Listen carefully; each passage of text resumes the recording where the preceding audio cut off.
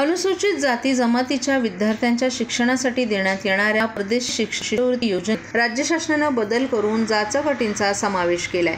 या नव्या अटींमुळे अनुसूचित जातीच्या विद्यार्थ्यांना शिष्यवृत्तीचा लाभ घेण्यास अडचणी येत असून त्यांच्या शिक्षणात अडथळे निर्माण होत आहेत।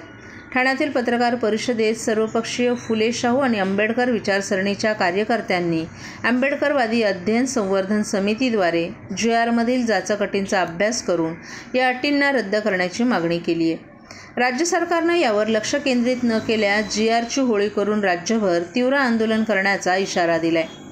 पूर्वीच्या GR मध्ये अनुसूचित जाती जमातीच्या विद्यार्थ्यांना देण्यात येणाऱ्या परदेशी शिक्षण शिष्यवृत्तीत विद्यार्थ्यांचं वार्षिक उत्पन्न 8 लाखांपेक्षा जास्त नसावं आणि परदेशातील विद्यापीठाचं मानांकन 200च्या आतमध्ये असावं अशा अटी होत्या।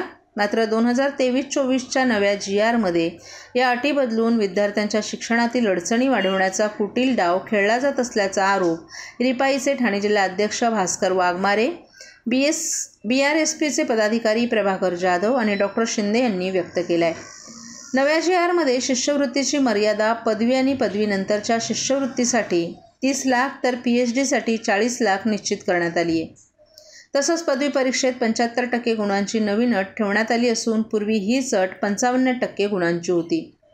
शिक्षणासाठी शिष्यवृत्तीचा लाभ एका कुटुंबातील एकाच विद्यार्थी घेऊ शकतो अशा जाचक अटींमुळे अनुसूचित जाती जमातीतील विद्यार्थ्यांच्या शिक्षणात खोडा घालण्याचा कुटील डाव उधळून लावण्यासाठी फुले शाहू आणि आंबेडकर विचारसरणीच्या पक्षांनी कंबर कसली असून रस्त्यावर उतरून नव्या GRचं दहन करून राज्यभर आंदोलन करण्याचा इशारा आंबेडकरवादी अध्ययन संवर्धन समितीनं दिलाय।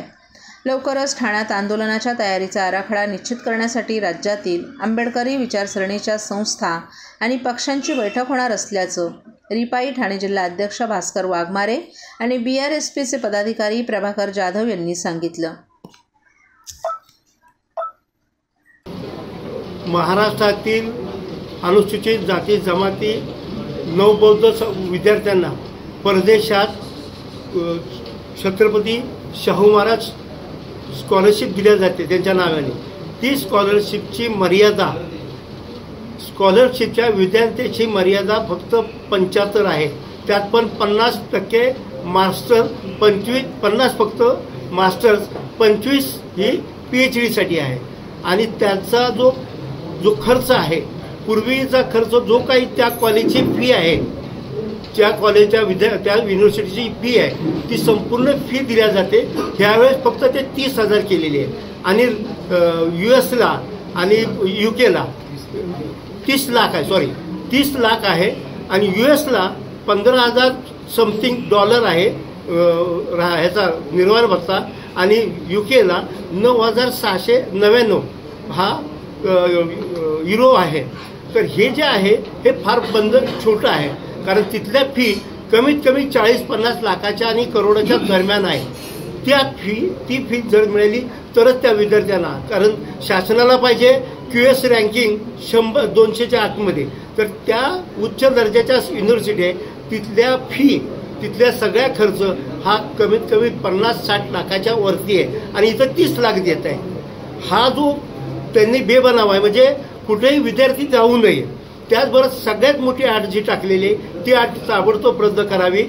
जिची मार्क डिग्रीला 75% आणि मास्टर्स झाल्याच्यानंतर 75%ला PhDला, तर हे जी 75%ची जी अट आहे ती आमची मागणी आहे 2003च्या GR प्रमाणे 55% होती, ती 55%च असली पाहिजे।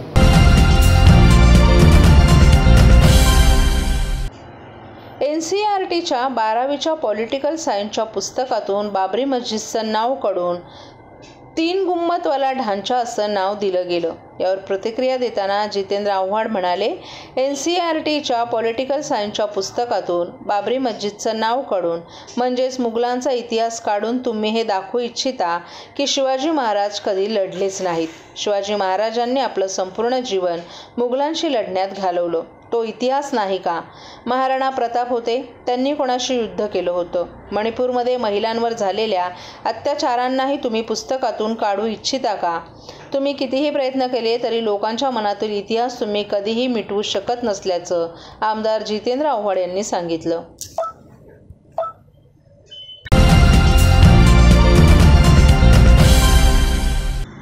दिव्यात नालेसफाईची कामं पूर्ण क्षमतेनं झाली नाहीत. पावसाळ्यात नालेसफाई पूर्ण क्षमतेनं न झाल्यामुळे नागरिकांच्या बैठ्या घरांमध्ये पाणी शिरून घरातील वस्तूंचं अतोनात नुकसान झालंय. दिवा प्रभाग समितीचे सहाय्यक आयुक्त यांना या प्रकरणी जबाबदार धरून निलंबित करावं अशी मागणी ठाकरेंच्या शिवसेनेचे दिवा शहर संघटक रोहिदास मुंडे यांनी केली आहे. दिवा प्रभाग समितीचे प्रमुख अधिकारी म्हणून सहाय्यक आयुक्त हे कमी पडत असून दिवा शहराचा संपूर्ण पाहणी दौरा त्यांनी पावसाळ्याच्या आधी करणं अपेक्षित होतं. अनेक ठिकाणी नाल्यातील पूर्ण गाळ काढला गेला नाही. वरच्या प्लास्टिकच्या पिशव्या काढण्यात आल्यात. नाले पूर्ण क्षमतेनं साफ केले न गेल्यानं गणेशनगर, विकास म्हात्रे गेट, बेडेकर नगर, डीजी कॉम्प्लेक्स येथे पाणी नागरिकांच्या घरात घुसलं. दरवर्षी हा प्रकार पावसाळ्यात दिव्यामध्ये पाहायला मिळतो. मागील घडलेल्या घटनांवरून दिवा प्रभाग समितीचे सहाय्यक आयुक्त यांना धडा घेणार नसतील तर कामचुकार अधिकाऱ्यांवर कारवाई झाली पाहिजे अशी रोखठोक भूमिका ठाकरेंच्या शिवसेनेचे दिवा शहर संघटक रोहिदास मुंडे यांनी घेतली आहे. दिवा शहरातील प्रशासनाचे प्रमुख म्हणून सहाय्यक आयुक्त नीट जबाबदारी पार पाडणार नसतील तर त्यांच्यावर योग्य ती कारवाई होणं गरजेचं आहे. यामुळे प्रशासनाला शिस्त लागेल आणि दिवा शहराकडे बघण्याचा दृष्टिकोन अधिकाऱ्यांचा बदलेल असंही रोहिदास मुंडे यांनी सांगितलं. दिवा शहरात जो गलिच्छपणा आणि अस्वच्छता अनेक ठिकाणी पाहायला मिळतो त्याबाबत देखील सहाय्यक आयुक्तांनी भूमिका घेणं अपेक्षित होतं. मात्र ठाण्याला एक न्याय आणि दिवा शहराला एक न्याय अशा पद्धतीचं प्रशासन येथे काम करणार असेल तर अशा प्रशासनाच्या प्रमुख अधिकाऱ्यांवर कारवाई होणं गरजेचं असल्याचंही मुंडे यांनी म्हटलं आहे.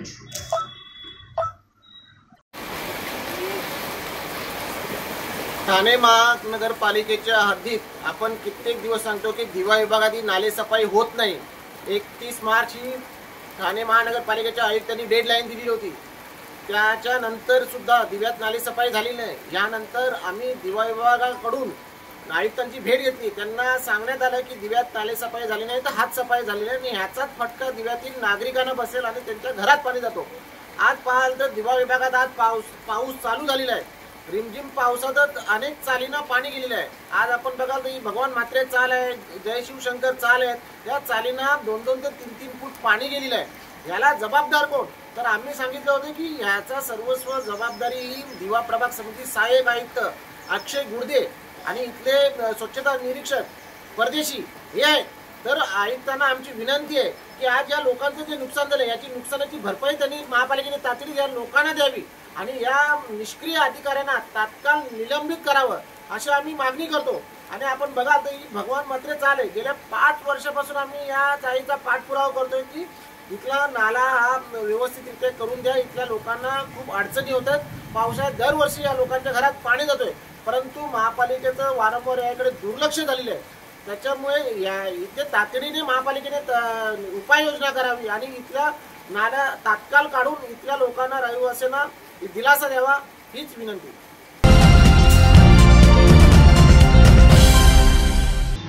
जिल्हा परिषद ठाणे मुख्य कार्यकारी अधिकारीपदी रोहन घुगे यांची नियुक्ती झाली असून त्यांनी पदाचा पदभार आज स्वीकारला.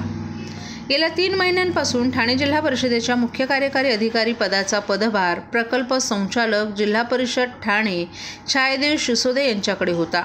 छायादेवी शिसोदे यांनी जिल्हा परिषदेचा कार्यभार उत्कृष्टपणे सांभाळलाय. सर्व विभाग प्रमुख यांच्या उपस्थितीत मुख्य कार्यकारी अधिकारी रोहन घुगे यांचं अतिरिक्त मुख्य कार्यकारी अधिकारी डॉक्टर रुपाली सातपुते आणि प्रकल्प संचालक छायादेवी शिसोदे यांच्या हस्ते पुष्पगुच्छ देऊन स्वागत करण्यात आलं. यापूर्वी रोहन घुगे वर्धा येथे मुख्य कार्यकारी अधिकारी म्हणून कार्यरत होते. सन 2018च्या बॅचचे ते IAS अधिकारी आहेत. मुख्य कार्यकारी अधिकारी म्हणून त्यांची कारकीर्द यशस्वी राहिली आहे. जिल्ह्यातील विद्यार्थ्यांना तिमिरातून तेजाकडे नेण्याकरिता रोहन घुगे यांच्या संकल्पनेतून विविध प्रयोग राबवले गेलेत. यातूनच मिशन दीपस्तंभ राबवून विद्यार्थ्यांचा गुणवत्ता विकास त्यांनी साधलाय.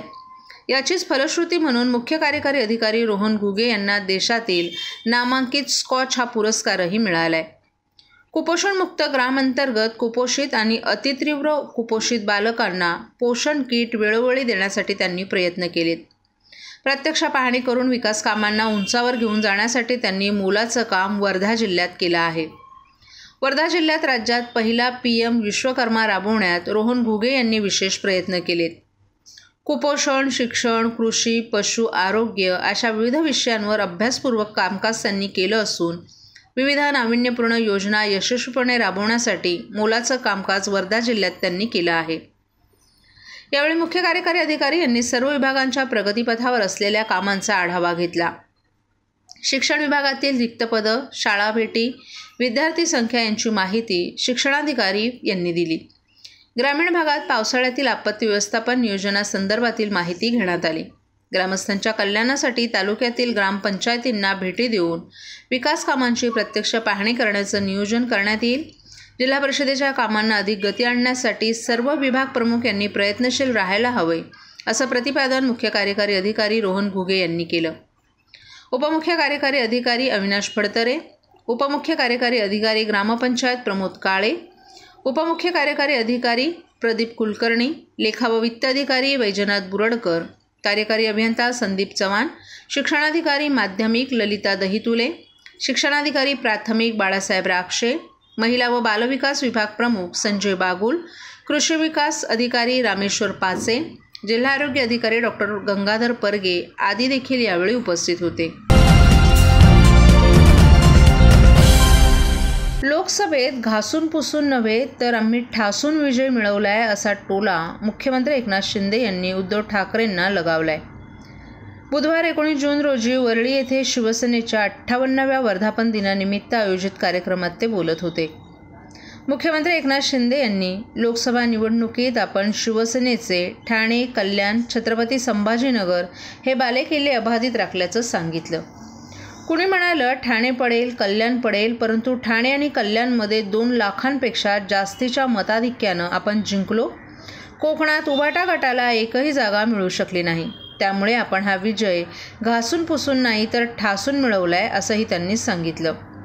शिवसेनेचा परंपरागत मतदार आपल्यासोबत आहे, त्यामुळे आपण मनापासून त्यांना धन्यवाद देतो आणि त्यांच्यासमोर नतमस्तक होत असल्याचंही त्यांनी म्हटलं।